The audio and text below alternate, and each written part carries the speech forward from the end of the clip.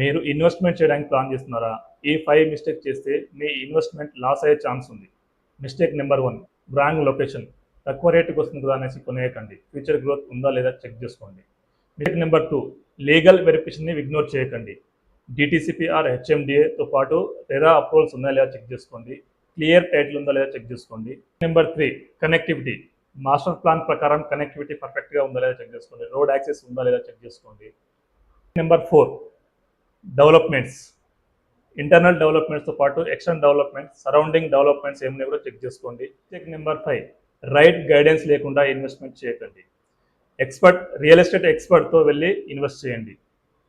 మీరు సేఫ్గా ఇన్వెస్ట్మెంట్ చేయాలంటే రైట్ గైడెన్స్ చాలా ఇంపార్టెంట్.